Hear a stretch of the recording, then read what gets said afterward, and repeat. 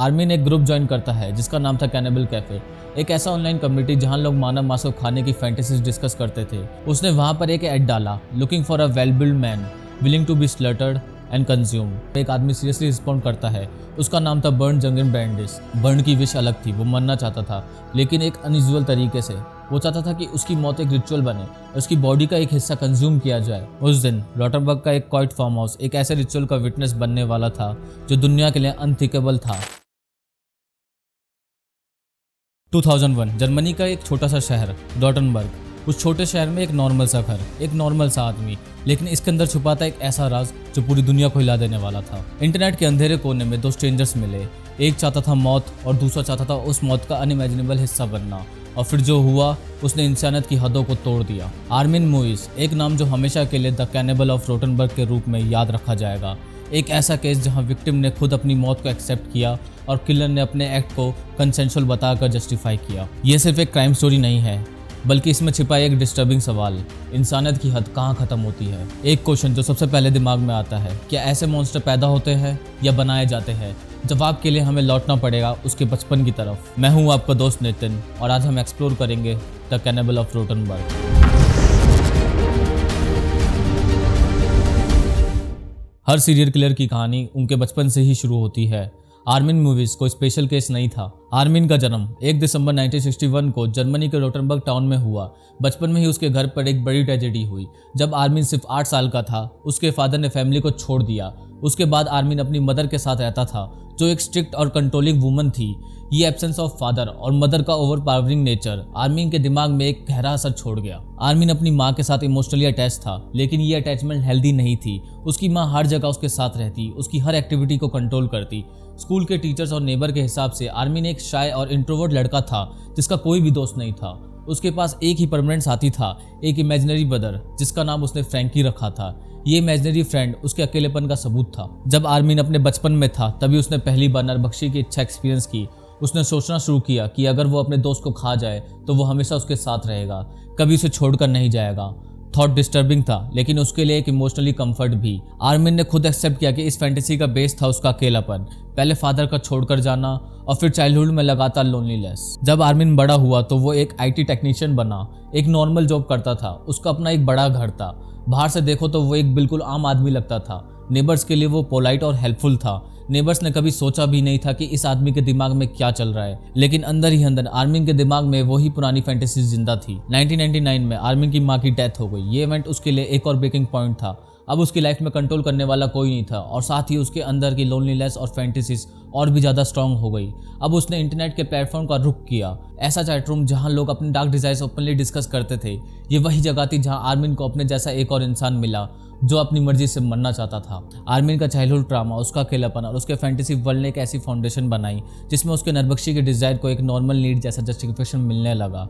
उसने अपने आप को कन्विंस कर लिया था कि जो वो कर रहा है वो एक तरह से ठीक ही कर रहा है। और इसी साइकोलॉजिकल बैकग्राउंड के साथ आर्मिन की जिंदगी उसी पाथ पर चल पड़ी जहां से वापस आना आसान नहीं था। अगला चैप्टर बताएगा कैसे इंटरनेट के एक ग्रुप पर हुई एक चैट ने दुनिया के सबसे डिस्टर्बिंग रियल लाइफ क्राइम को जन्म दिया।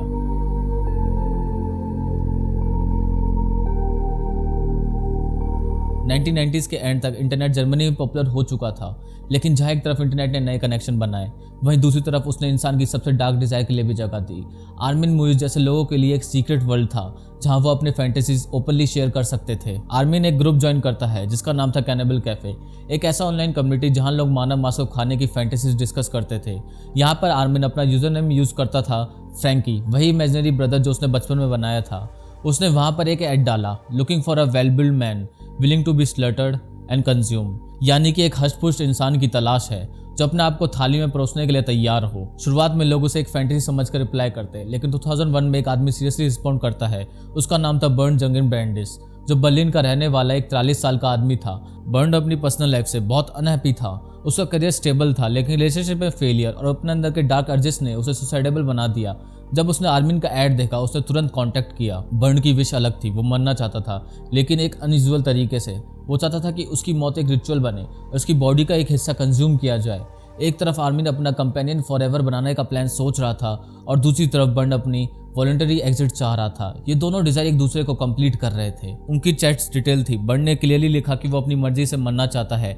आर्मिन के लिए एक जैकपॉट था, एक विलिंग पार्टिसिपेंट जिसे वो अपनी फैंटेसी का हिस्सा बना सकता था बिना इस गिल्ट के कि उसने किसी इनोसेंट को जबरदस्ती मारा। 9 मार्च 2001 को बर्न ट्रेन से रोटनबर्ग आता है। आर्मिन उसे अपने घर ले जाता है, एक बड़ा आइसोलेटेड फार्म हाउस जहां उसकी मां की डेथ के बाद वो अकेला रहता था। इस घर में एक रूम स्पेशली प्रिपेयर किया गया था, एक स्लटर रूम जहां टूल्स, कैमरा और सब कुछ रेडी था। बर्न फुली अवेयर था कि उसके साथ क्या होने वाला है। उसने खुद अपनी मर्जी दी थी और दोनों ने डिसाइड किया कि पूरे प्रोसेस को रिकॉर्ड किया जाएगा।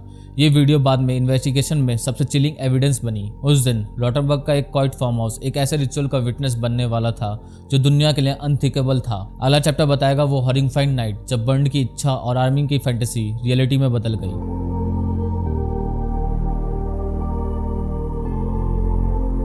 9 मार्च 2001 की रात रोटनबर्ग का वो फार्म हाउस एक क्राइम का स्टेज बनने वाला था। आर्मिन और बर्न दोनों अपने अपने मोटिव के साथ तैयार थे, एक अपनी डेथ को एम्ब्रेस करने के लिए और दूसरा अपने लाइफ लॉन्ग फैंटेसी को पूरा करने के लिए। घर के अंदर कैमरास लगाए गए थे। आर्मिन चाहता था कि पूरा प्रोसेस रिकॉर्ड हो ताकि उसके लिए एक मेमोरी और शायद एक जस्टिफिकेशन रहे। रिकॉर्डिंग में दोनों शुरू में एक नॉर्मल डिनर करते दिखते हैं, लेकिन डिनर के बाद रिचुअल स्टार्ट होता है। सबसे डिस्टर्बिंग हिस्सा यह था कि बर्न ने खुद अपनी बॉडी का एक हिस्सा सैक्रिफाइस करना एक्सेप्ट किया। रिपोर्ट्स के मुताबिक उन्होंने पहले अपने जेंटल्स कट करने का प्लान बनाया जिसे आर्मिन ने एग्जीक्यूट किया। दोनों ने उस हिस्से को कुक करने की कोशिश की लेकिन वो प्रॉपर्ली कुक नहीं हुआ, उसे खाना मुश्किल था। ये एक शॉकिंग और हॉरिफाइंग डिटेल थी जो बाद में कोर्ट में एविडेंस बनी। इसके बाद बर्न ने पेन किलर्स और अल्कोहल लिया और वो ग्रेजुअली वीक होने लगा। आर्मिन ने उसे एक बाथ में ले जाकर बैठा दिया जहां बर्न धीरे धीरे अपनी जान खोता गया। आज तक उसने स्ट्रगल किया और फिर आर्मिन ने उसे बेड पर लेटाकर नाइफ से फाइनल स्टेप दिया। बर्न की मौत हो गई और आर्मिन ने अपनी फैंटेसी रियलिटी में पूरा किया। बर्न की मौत के बाद आर्मिन ने उसकी बॉडी को एक हुक पर लटकाया और प्रोफेशनल बुचर की तरह उसका एक एक हिस्सा अलग किया। हर चीज़ केयरफुली की गई। बॉडी को पार्ट्स में कट किया, फ्रीजर में स्टोर किया और नेक्स्ट फ्यू मंथ्स में उसने उसे कुक करके कंज्यूम किया। रिपोर्ट के हिसाब से आर्मिन ने बर्न के अराउंड 20 किलो फ्लैश को खाया। आर्मिन ने बाद में पुलिस को बताया कि उसके लिए ये एक्ट एक स्पिरिचुअल कनेक्शन था। उसके वर्ड्स थे, now he live inside me forever. उसने इस एक्ट को एक वॉलेंट मर्डर नहीं बल्कि एक आपसी सहमति रिचुअल के रूप में जस्टिफाई किया। ये सब सुनने में एक हॉरर मूवी जैसा लगता है लेकिन ये रियल लाइफ में हुआ था। वीडियो और फॉरेंसिक एविडेंस ने कंफर्म किया कि ये एक केयरफुली प्लान्ड और एग्जीक्यूटेड एक्ट था। लेकिन जितनी डिटेल से आर्मिन ने अपने फैंटेसी को पूरा किया था उतना ही नॉर्मल वो अपनी जिंदगी में बिहेव करता रहा। अपने नेबर के साथ पोलाइट, एक नॉर्मल IT टेक्नीशियन की तरह जॉब पे जाना और घर आकर फ्रीजर से मानव मीट को कुक करना। लेकिन सीक्रेट्स हमेशा छुपे नहीं रहते। कुछ ही महीनों बाद आर्मिन ने खुद इंटरनेट पर अपना एक्सपीरियंस शेयर किया और यहीं उसके डाउनफॉल की शुरुआत बनी। अगला चैप्टर बताएगा कैसे आर्मिन का शो ऑफ और एक अननोन टिप ने उसे जेल के अंदर पहुंचा दिया।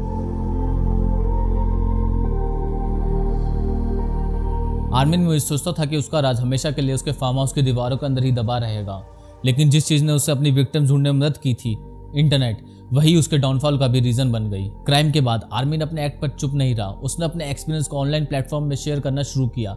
कैनिबल कैफे जैसे चैट रूम में उसने ओपनली बताया कि उसने एक विलिंग वॉलंटियर को किल करके उसके फ्लैश को खाया।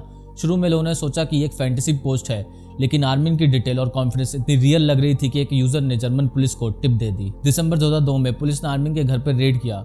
जिन्होंने वहां देखा उसने उनकी रातों की नींद उड़ा दी। फ्रीजर में neatly packed human flesh store था, प्लास्टिक कंटेनर्स में लेबल लगाकर। किचन और डाइनिंग एरिया में प्लेट्स और कुकवेयर पर फॉरेंसिक टेस्ट ने कंफर्म किया कि ह्यूमन टिश्यू कुक किया गया था। और सबसे घातक एविडेंस था वो वीडियो टेप जो आर्मिन ने रिकॉर्ड किया था। टेप में पूरा प्रोसेस था, बर्न की सहमति, उसका सफरिंग और उसका ब्रूटल एंड। ये वीडियो इतना डिस्टर्बिंग था कि कोर्ट ने डिसाइड किया कि इसे पब्लिक को दिखाना अनएथिकल होगा। सिर्फ सेलेक्टेड ऑफिसर्स और जजेस ने इसे देखा। पुलिस ने आर्मिन को अरेस्ट कर लिया। जब इंटेरोगेशन स्टार्ट हुई, आर्मिन ने सरप्राइजिंगली अपना क्राइम डिनाई नहीं किया। उसने कामली कन्फेस किया, yes I killed him but it wasn't murder, he wanted it. हाँ, मैंने उसे मार डाला लेकिन ये हत्या नहीं थी, वो ऐसा चाहता था। उसने इंसिस्ट किया कि ये एक्ट कंसेंशुअल था और इसमें उसने कोई इलीगल काम नहीं किया। उसके लिए एक म्यूचुअल एग्रीमेंट था जो 2 अडल्ट्स ने बनाया था। इन्वेस्टिगेशन में बर्न बैंडेज की मिसिंग रिपोर्ट भी मिली। उसके कलीग्स और फ्रेंड ने पहले ही पुलिस को इन्फॉर्म किया था कि वो सडनली गायब हो गया है। जब उन्होंने आर्मिन के कन्फेशन और फॉरेंसिक एविडेंस सुना तब ये मिस्ट्री सॉल्व हो गई। पब्लिक के लिए ये केस एक शॉक था। जर्मनी जैसे मॉडर्न और डेवलप सोसाइटी में ऐसा कुछ होना अनथिंकेबल था। मीडिया ने आर्मिन को नाम दिया द कैनिबल ऑफ रोटनबर्ग। हर न्यूज़पेपर और टीवी चैनल इस डिस्टर्बिंग कहानी से भर गई। पुलिस का काम अब सिर्फ अरेस्ट तक नहीं था बल्कि लीगल फ्रेमिंग तक था। प्रॉब्लम ये थी कि जर्मन लॉ में नरभक्षी इलीगल एक्ट के रूप में डिफाइंड ही नहीं था। इस वजह से प्रोसिक्यूटर्स को आर्मिन के केस को मर्डर की कैटेगरी में फिट करने के लिए स्ट्रगल करना पड़ा। लेकिन एक चीज क्लियर थी, आर्मिन के कन्फेशन, वीडियो एविडेंस और फॉरेंसिक प्रूफ ने उसके गिल्ट को अनडिनाइबल बना दिया। अब सिर्फ सवाल था उसे किस क्राइम के लिए कन्विक्ट किया जाएगा। अगला चैप्टर बताएगा कैसे आर्मिन का ट्रायल हुआ, उसके डिफेंस ने क्राइम एक्सेप्टेंस का कार्ड खेला और जर्मन के कोर्ट ने एक हिस्टोरिक जजमेंट सुनाया।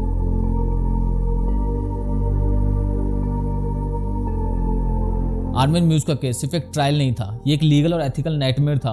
2003 में उसका ट्रायल केसल डिस्ट्रिक्ट कोर्ट में स्टार्ट हुआ। दुनिया भर के मीडिया ने इसे कवर किया। कोर्ट रूम कैमरास, जर्नलिस्ट और क्यूरियस पब्लिक से भरा रहता था। सबका एक ही सवाल था, क्या ये मर्डर है या एक म्यूचुअल एग्रीमेंट का एक्ट। प्रोसिक्यूशन के लिए इस केस में सबसे बड़ा वेपन था वीडियो टेप। उस टेप में क्लियरली दिख रहा था कि आर्मिन ने ब्रंट बैडिस को किल किया, बॉडी को डिसमेंबर किया, उसके फ्लैश को कंज्यूम किया। प्रोसिक्यूशन ने आर्ग्यू किया कि चाहे विक्टिम ने सहमति दी हो, लेकिन किसी को मारना हमेशा मर्डर ही रहेगा। सहमति की वजह से किसी भी इंसान की जान लेने का लाइसेंस नहीं मिलता। प्रोसिक्यूशन ने जोर दिया कि ब्रंट उस वक्त मेंटली डिस्टर्ब था, सुसाइडेबल थॉट में था और आर्मिन ने इस मौके का फायदा उठाया, इसलिए म्यूचुअल एक्सेप्टेंस लीगली वैलिड नहीं था। दूसरी तरफ आर्मिन के लॉयर ने एक यूनिक डिफेंस स्ट्रेटेजी ली। उन्होंने कहा कि एक म्यूचुअल अंडरस्टैंडिंग थी।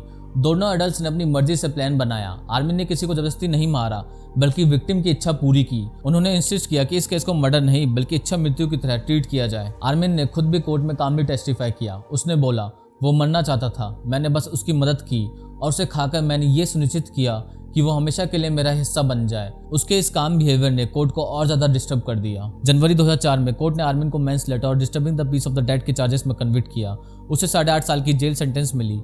ये डिसीजन कंट्रोवर्शियल था। कई लोगों ने कहा कि पनिशमेंट बहुत कम है क्योंकि आर्मिन ने एक हॉरिफाइंग एक्ट कमिट किया था। पब्लिक आउटक्राई के बाद प्रोसिक्यूटर्स ने केस को जर्मन के फेडरल कोर्ट ऑफ जस्टिस में अपील किया। कोर्ट ने एग्री किया कि मैन्सलेटर की वजह से जस्टिस कॉम्प्रोमाइज हुआ है, इसलिए केस को दोबारा ओपन किया जाएगा। 2006 में दूसरे ट्रायल के बाद आर्मिन को मर्डर और disturbing the peace of the dead के लिए गिल्टी माना गया। इस बार उसे लाइफ इम्प्रिजनमेंट दी गई।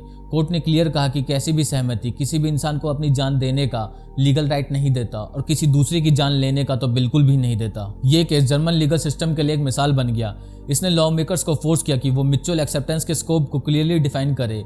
ये डिसाइड किया गया कि कोई भी इंसान अपनी मर्जी से अपनी डेथ अलाउ करे तब भी किलर क्रिमिनल माना जाएगा। कोर्ट रूम में जज के फाइनल वर्ड्स एक वार्निंग थे। ये सिर्फ एक आदमी के मौत की बात नहीं थी, ये मानव सभ्यता के सम्मान की बात थी। साइकोलॉजिस्ट के लिए केस एक स्टडी बन गया। अकेलापन, फैंटेसी और इंटरनेट के डार्क कॉर्नर्स का डेडली कॉम्बिनेशन कैसे एक इंसान को एक क्राइम तक ले जा सकता है। आज भी रॉटनबर्ग का नाम आर्मिन म्यूज के बिना कंप्लीट नहीं लगता। एक स्मॉल जर्मन टाउन जहां शायद हिस्ट्री में कुछ खास नहीं होगा, अब हमेशा के लिए एक डिस्टर्बिंग आइडेंटिटी के साथ जुड़ा रहेगा। और सबसे बड़ी बात, आर्मिन का केस हमेशा एक रिमाइंडर बन गया। इंसान की डिजायर और फैंटेसीज अगर अनचेक रहे तो वो इंसानियत की हदों को तोड़कर कुछ भी करवा सकती है। दोस्तों, आपको ये केस स्टडी कैसी लगी अपनी राय कमेंट में जरूर लिखना। ऐसे ही केस स्टडी सुनने के लिए चैनल को सब्सक्राइब करना ना भूलें। मिलते हैं नेक्स्ट वीडियो में एक और नई स्टोरी और उसकी केस स्टडी के साथ। Now I am of.